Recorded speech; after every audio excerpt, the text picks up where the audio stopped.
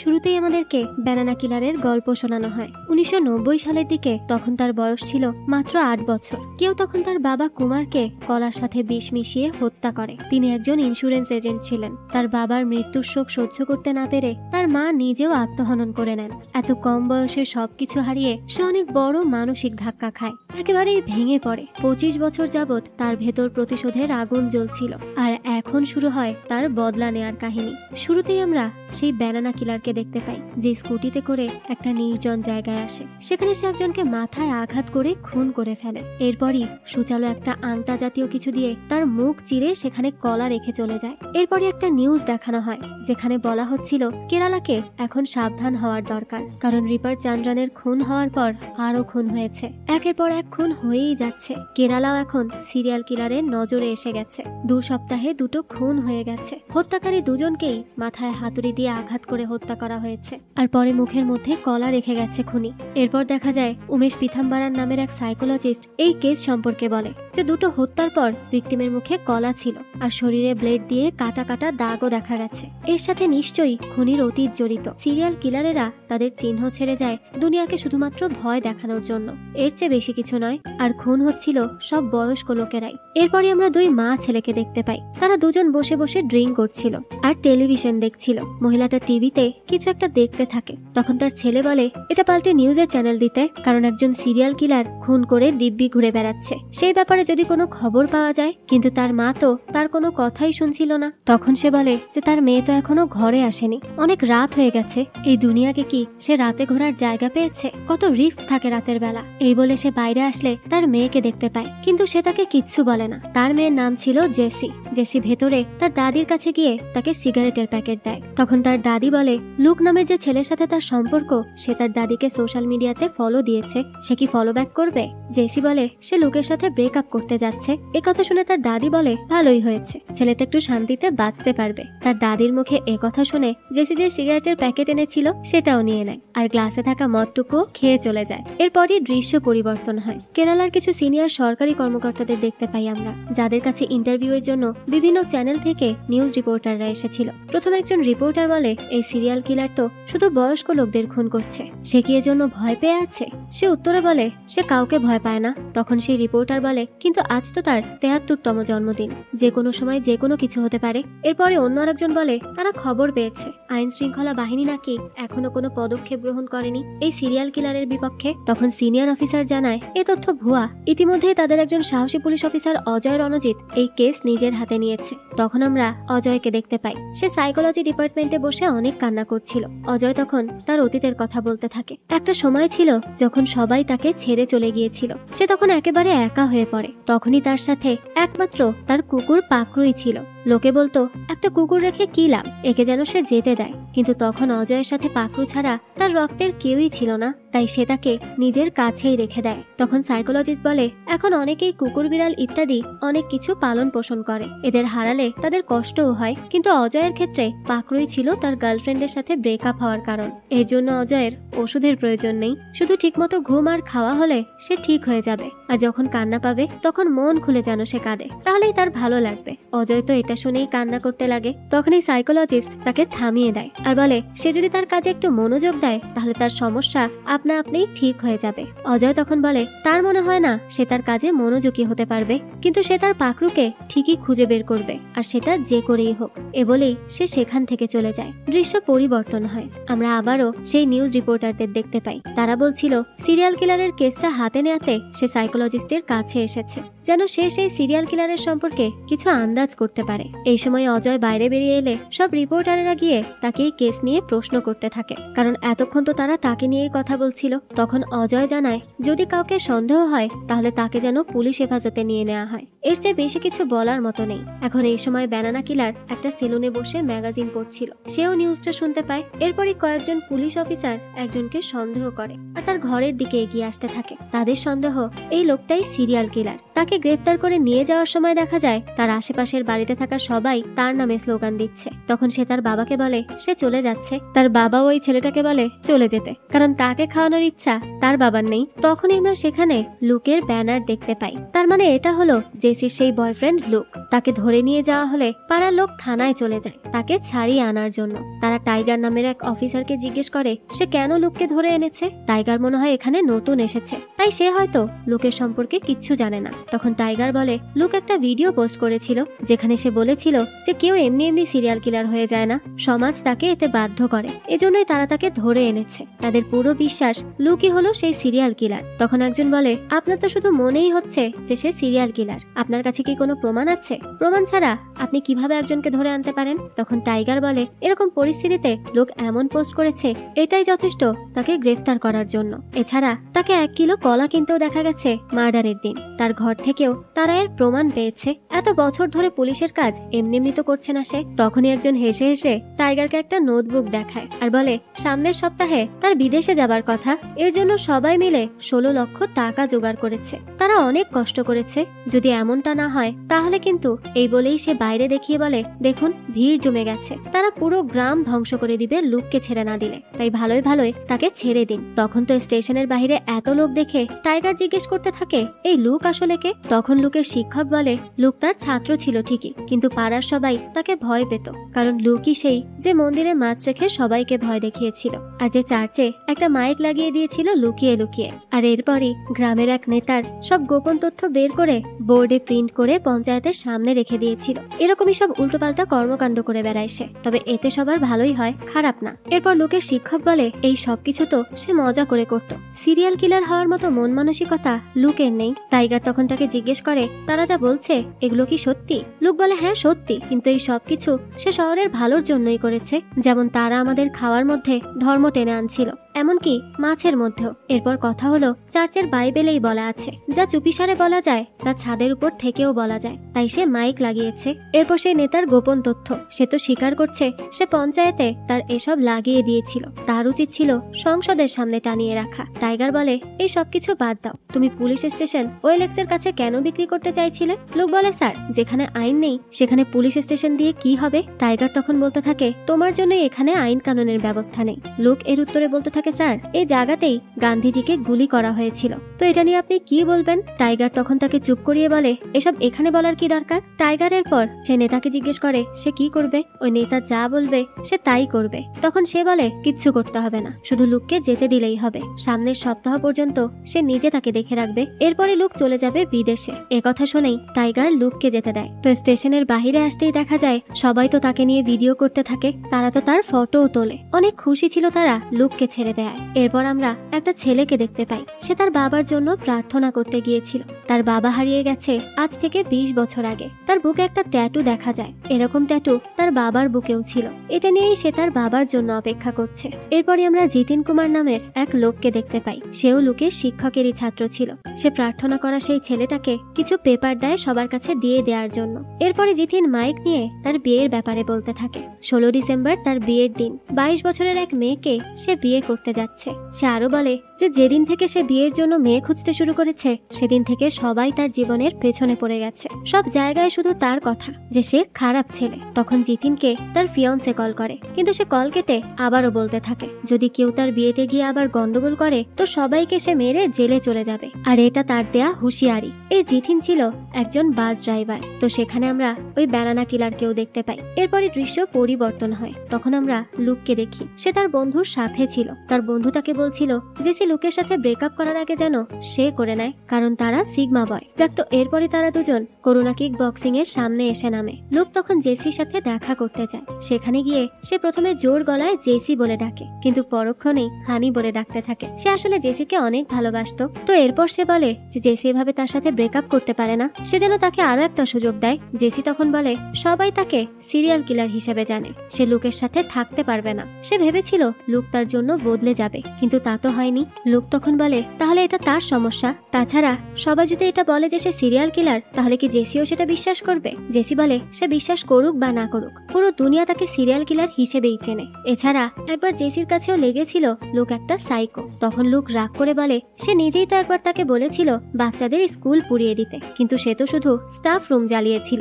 JC তখন তাকে চুপ করিয়ে বলে এসব কিছু আগের কথা ছিল, এখন সে বদলে গেছে। লুক বলতে থাকে হ্যাঁ সেও বদলে গেছে, সে তো ভেবেছিল বিদেশ থেকে এসে সে জেসিকে বিয়ে করে নিবে, কিন্তু জেসি এখন এমন করলে কিভাবে হবে। জেসি তখন বলতে থাকে সে এমন এক জায়গায় যাচ্ছে যেখানে তার কোনো সম্মান থাকবে না, এটাকে সে পুরস্কার মনে করছে। সে আর লুকের জন্য অপেক্ষা করতে পারবে না, সে ব্রেকআপ করে নিতে চায়। তখন লুক তাকে একটা ফ্লাইং কিস দিয়ে বলে, সত্যিকারের ভালোবাসা এই শব্দ আসলে তোমার জন্য নয়। সত্যি করে বলো তো, তুমি কি আর কাউকে পেয়ে গেছো যে কারণে আমার সাথে ব্রেকআপ করতে চাচ্ছ? আমাকে এখন আর তোমার ভালো লাগছে না? এ কথা শুনেই তো জেসি তার নাকে ঘুষি মেরে বসে। এরপরে শিশু ও মহিলা উন্নয়ন অফিসের দৃশ্য দেখতে পাই আমরা। সেখানে সিনিয়র কর্মকর্তা বিজয় নামের এক কর্মচারীকে বলছিল বাচ্চাদের খাবার এখনো আসেনি, এরকম করলে তো সমস্যা হতে পারে। তখন বিজয় বলে, এ কাজ তো এসকে করে, আপনি তো জানেন সে কিরকম কাজ করে, কাজের কোনো ঠিক ঠিকানা নেই। এরপরই এসকে কে দেখানো হয়, আর সেই হলো ওই ব্যানানা কিলার। সে বাচ্চাদেরকে টম আর জেরির গল্প বলছিল। সে বলে টমের কাছ থেকে বাঁচতে জেরি লুকিয়ে পড়ে, কিন্তু টম তো তাকে ঠিকই দেখে নেয় আর তাকে বের করে এনে হাতুড়ি দিয়ে তার মাথায় আঘাত করে তাকে সেখানেই মেরে ফেলে। তার এসব গল্প শুনে তো কেউ কেউ হাসে, তবে বেশিরভাগ বাচ্চারাই ভয়ে কান্না করতে থাকে। এসব কি বাচ্চাদের শোনানোর মতো কোনো গল্প হলো? কিন্তু সে তো একটা সাইকো, তাই তার গল্পও এরকম সাইকো টাইপের। সেই সময় একজন মহিলা এসে তাকে সেখান থেকে চলে যেতে বলে। সেও বলতে থাকে যে সে এসব কি গল্প বলে, বাচ্চারা তো এসব শুনে ভয়ে অসুস্থ হয়ে পড়ে। এরপর জেসিদের বাড়ির দৃশ্য দেখানো হয়। তার বাবা আর তার দাদি মিলে তার জন্মদিনের জন্য সারপ্রাইজ প্ল্যান করছিল।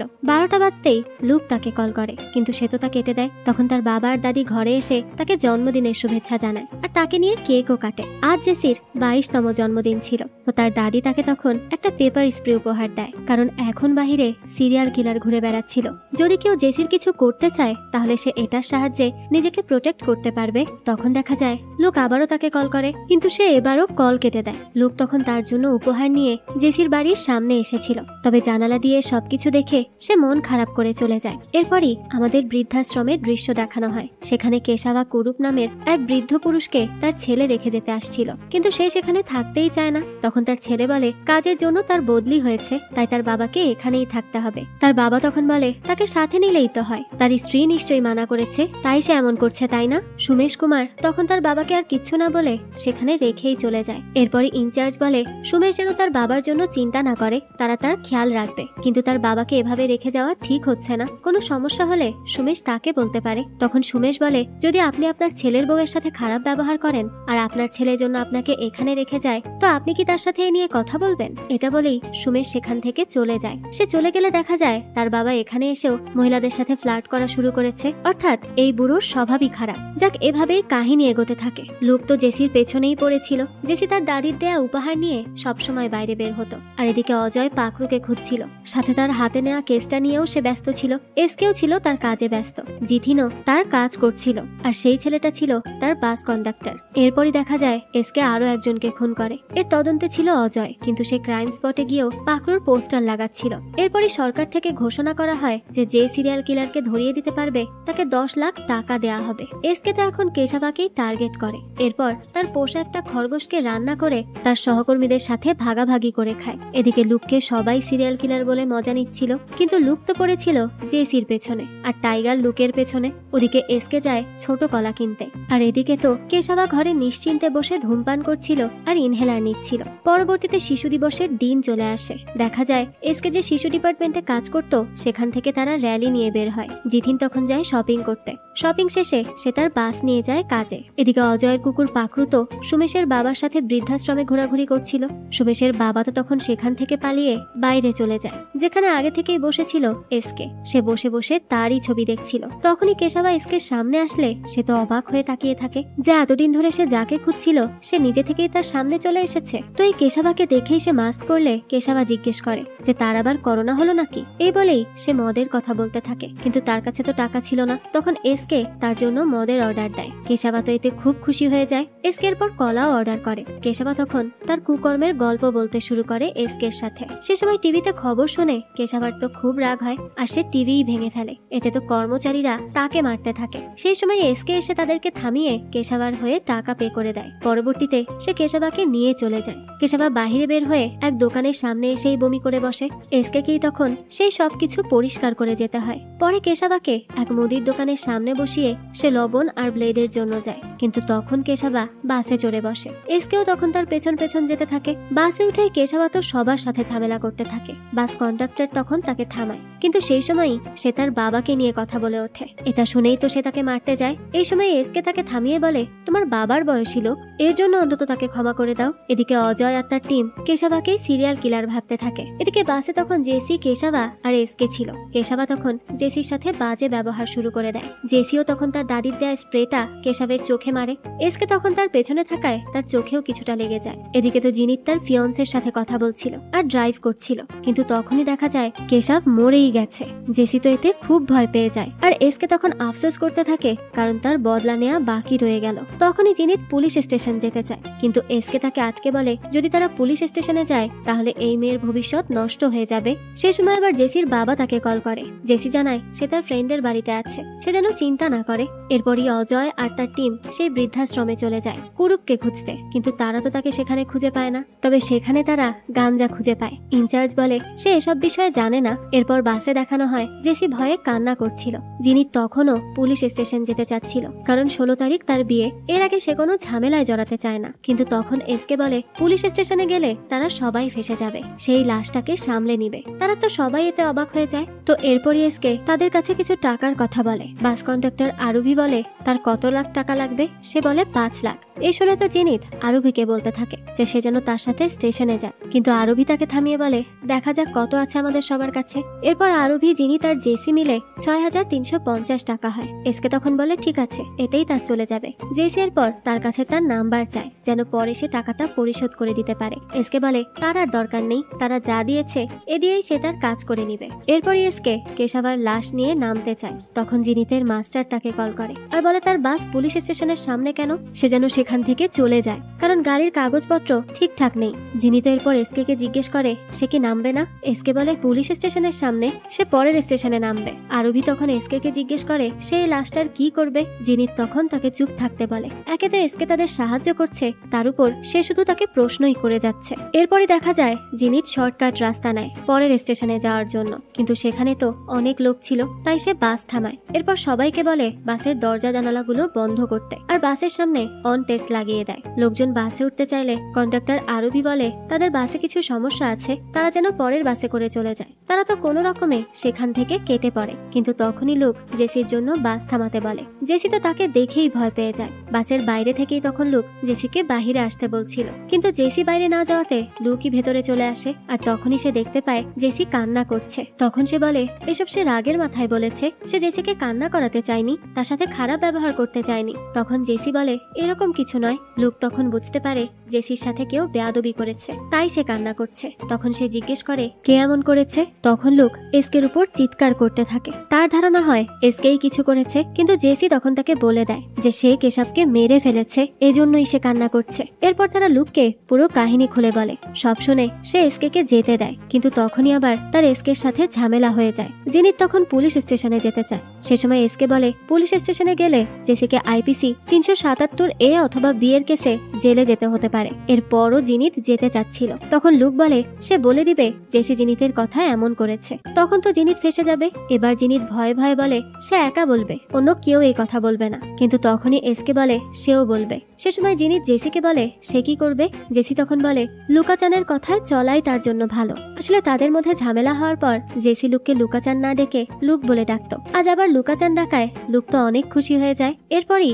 আরবি জিনিতকে বোঝায়। সে বলে সে জিনিতের সাথেই থাকতো, কিন্তু আগে থেকেই জিনিতের উপর কেস আছে। এখন যদি এরকম করে সে, তাহলে তো জিনিত আরো ফেসে যাবে। সামনে আবার তার বিয়েও আছে। অন্যদিকে তখন আমাদের অজয়কে দেখানো হয়। সে তো সিসিটিভিতে তার কুকুরকে দেখতে পায়। এরপর দৃশ্য আবারও আসে বাসের মধ্যে। তখন তাদের বাসের পেছনে একটা গাড়ি আসে যেখানে পাকরু ছিল। এরপরে বাস আর সেই গাড়ি এক রাস্তায় চলতে থাকে। এদিকে অজয় বলে তাকে খুঁজে বের করতে। তখন এসকে বলে আমরা সেই সিরিয়াল কিলারের মতো এর সাথেও এমনটা করে দিই, মুখের মধ্যে কলা দিয়ে দিই, তাহলে সবাই মনে করবে সিরিয়াল কিলারই একে মেরেছে। কিন্তু লুক তাতে মানা করে। সে বলে এমন কিছু করতে হবে যেন পুলিশ তাদের ব্যাপারে কিচ্ছু জানতে না পারে। এরপর লুকের কথা তারা সবাই কেশাবার লাশ নিয়ে চার্চে যায়। সেখান থেকে তারা চার্চের কবরস্থানে যায়, কিন্তু তারা দেখতে পায় সেখানে তো কোনো সিনেমার শুটিং চলছে। এখানে হরর ফিল্মের শুট করা হচ্ছিল। তো তাদেরকে দেখে তো হঠাৎই লুকরা সবাই ভয় পেয়ে যায়, কিন্তু পরে বুঝতে পারে জেসি তো তখনও কেশাভাকে মেরে ফেলার জন্য কান্না করছিল।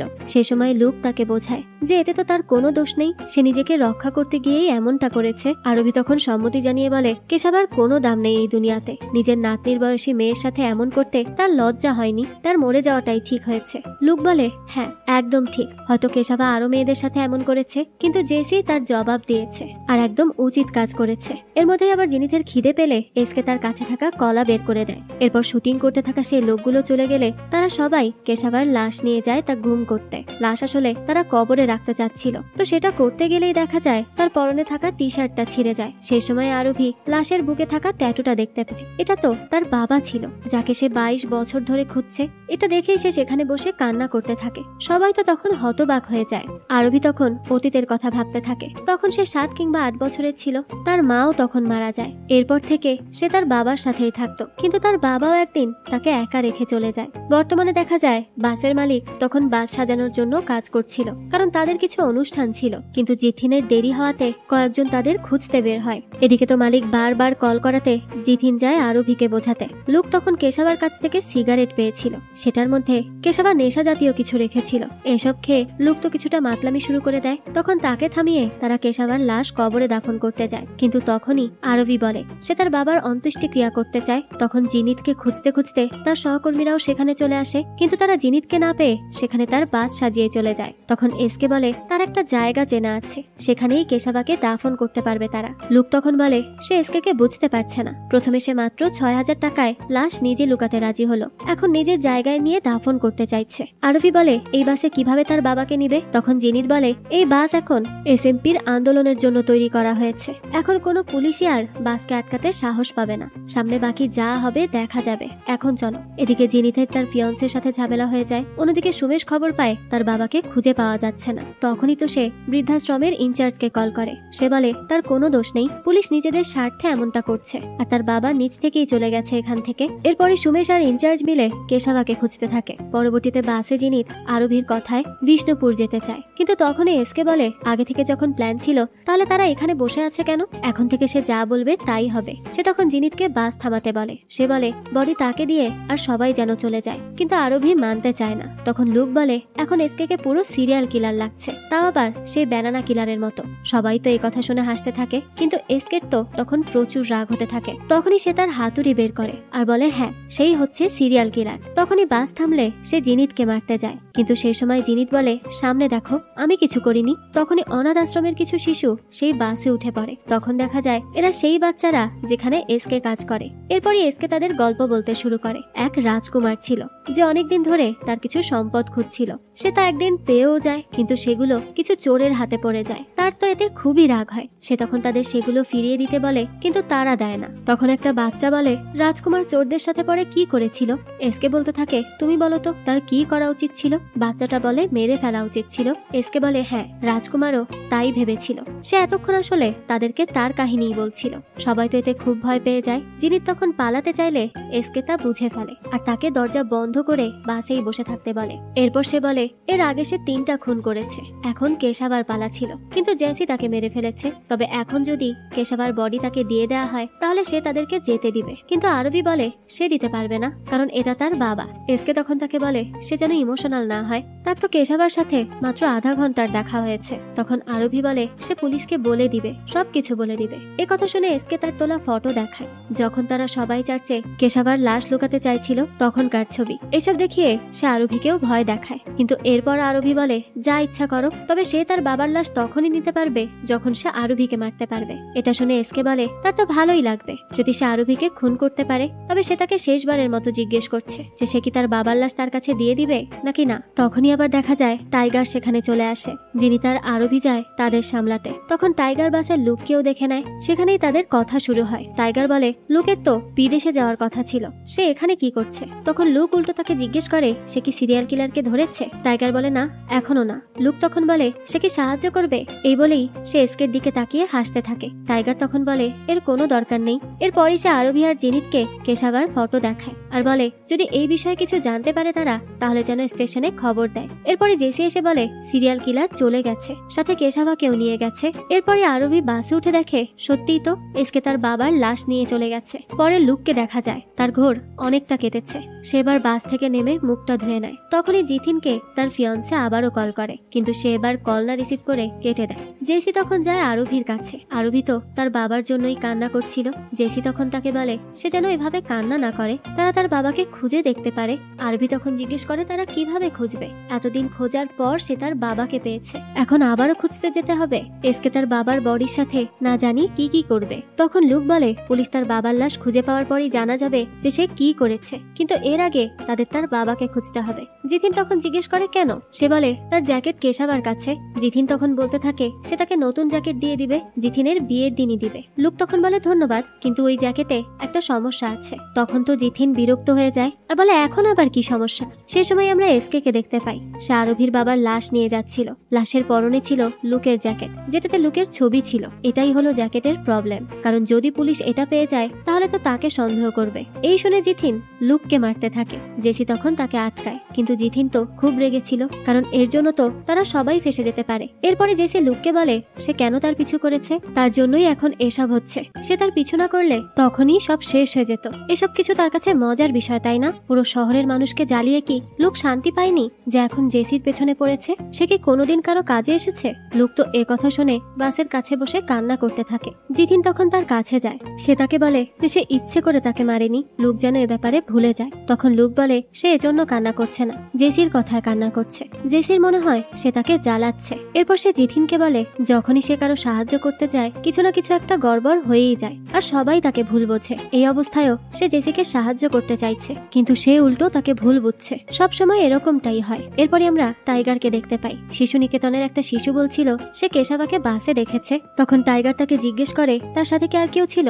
সে বলে হ্যাঁ ছিল তো। তখন টাইগার তাকে জিজ্ঞেস করে সে দেখতে কেমন ছিল। বাচ্চাটা জানায় তার চুল হলুদ রঙের ছিল। এ কথা শুনে টাইগার বুঝে যায় এটা লুক ছিল। তখনই সে তার মোবাইল বের করে বাচ্চাটাকে লুকের ফটো দেখায় আর জিজ্ঞেস করে এটাই কি সেই লোক। বাচ্চাটা বলে হ্যাঁ এটাই তো সেই লোক। টাইগার তো তখন নিশ্চিত হয়ে যায় যে লুকই হলো আসল সিরিয়াল কিলার। তখন সেই বাচ্চার বাবা বলে সিরিয়াল কিলার, এটা তো আমাদের ছেলে দেখেছে, তাহলে কি আমাদেরকে 10 লাখ টাকা দেয়া হবে? টাইগার বলে হ্যাঁ অবশ্যই। সে তার সাথে থাকা কনস্টেবলকে কন্ট্রোল রুমে ফোন করতে বলে আর বলতে বলে যে তারা সিরিয়াল কিলারকে পেয়ে গেছে। তখন জিথিনকে তার ফিয়ন্সে ললিতার বাবা ফোন করে। সে ফোন রিসিভ করলেই ললিতার বাবা জিজ্ঞেস করে তার আর ললিতার মধ্যে কি কোনো সমস্যা হয়েছে। সে শুনেছে তাদের দুজনের মধ্যে ঝামেলা হয়েছে তার বাবার ভেন্ডি নিয়ে। এটা তো খুব একটা ভালো হয়নি। সে তখন অবাক হলে ললিতার বাবা বলতে থাকে যে তার ভেন্ডি খেতে এখন তেমন একটা ভালো ফলন হচ্ছে না, কিন্তু কফি, শিম আর কালো মরিচে বেশ লাভ হচ্ছে, তাই সে যেন এই নিয়ে আর ঝামেলা না করে। এদিকে লুকের বাবা তাকে ফোন করে জিজ্ঞেস করে সে কি খেয়েছে। লুক জানায় হ্যাঁ সে খেয়ে নিয়েছে,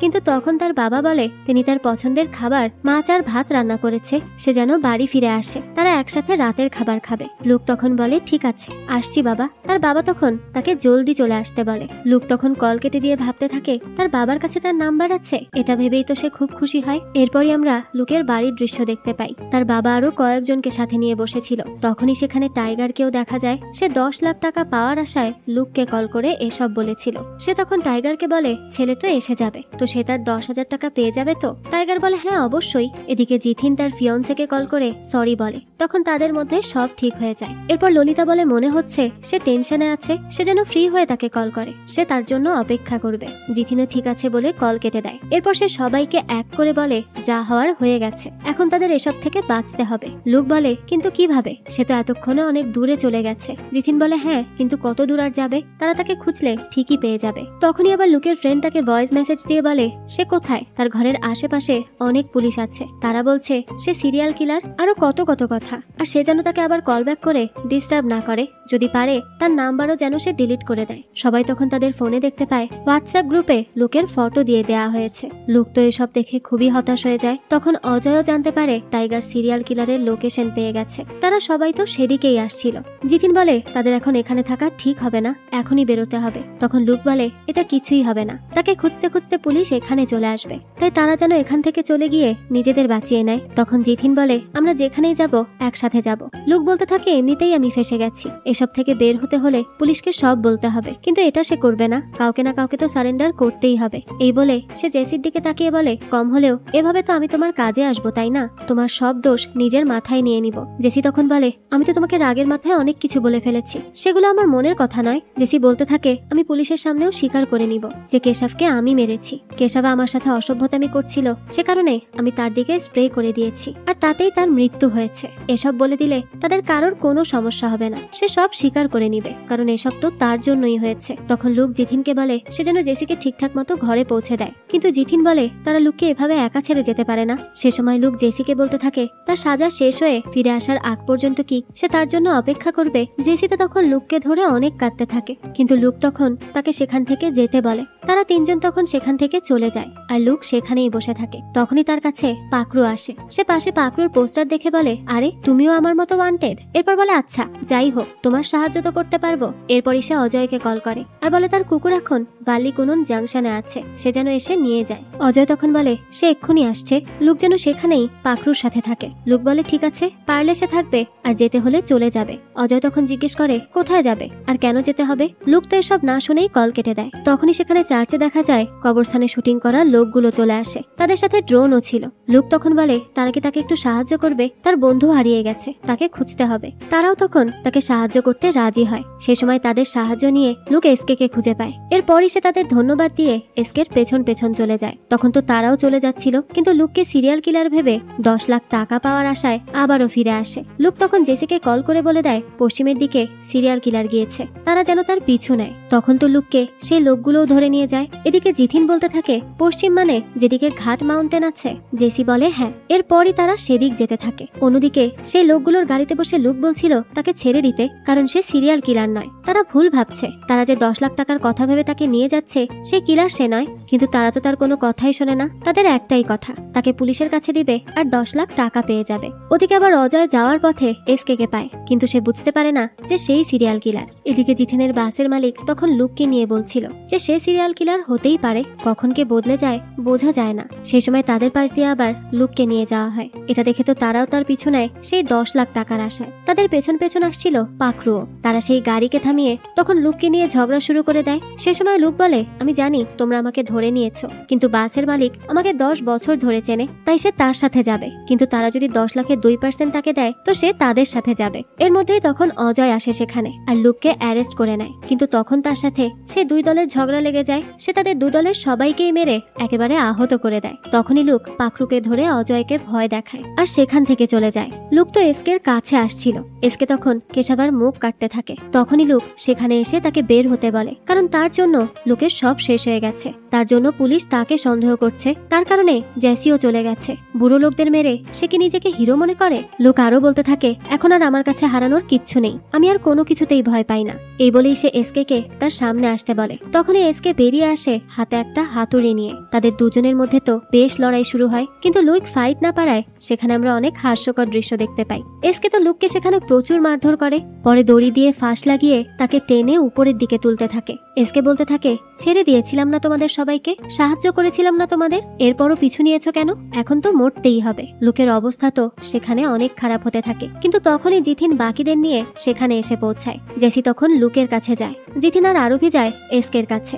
এসকে তো আরুভিকেও মারে, কিন্তু জিথিনকে মারতে পারে না। তখন জিথিনের ফিয়ন্সে তাকে কল করে। এসকেও তখন সুযোগ বুঝে তার গোপন জায়গায় আঘাত করে। এরপরই সেখানে জেসি চলে আসে। সে তো বক্সিং শিখতো, তাই সে খুব সহজেই এসকের অ্যাটাককে রুখতে পারে, কিন্তু ভুল করে সে রডে মেরে দেয়াতে হাতে ব্যথা পায়। আর এই সুযোগে এসকে তাকে মারতে শুরু করে। তখনই লুক জেসির জন্য আবারও সেখানে উঠে আসে, কিন্তু তখনই জেসি তার কাছে থাকা স্প্রে সেই কিলারের চোখে মেরে দেয়। এই সুযোগে লুকও চান্স নিয়ে তাকে দূরে ফেলে দেয়। এরপর তারা এসকে বেঁধে রাখে। লুক এরপর এসকের কাছে থাকা গোলাপ নিয়ে জেসিকে বিয়ের প্রস্তাব দেয়। জেসিও তো রাজি হয়ে যায়। আরুভি তো তখন তার বাবার জন্য কান্না করছিল। সে সময় জিথিন তার কাছে এসে বলে তাদের কিন্তু এখানে থাকা ঠিক হবে না, যে কোনো সময় পুলিশ আসতে পারে। কিন্তু পরে লুকের কথায় তারা সবাই মিলে আরুভির বাবার শেষ কৃত্য সেখানেই সম্পন্ন করে। এসকে তো বসে বসে এই সবকিছু দেখছিল, তার তো হাত বাঁধা ছিল। তো সবকিছু শেষ করে তারা চারজন সেখান থেকে চলে যায়। তখনই এসকে কোনো মতে তার হাতের বাঁধন খুলে উঠে এসে আগুন নিভাতে থাকে। এরপরই দেখা যায় সে কেশাবার লাশ নিয়ে সেখান থেকে চলে যাচ্ছিল,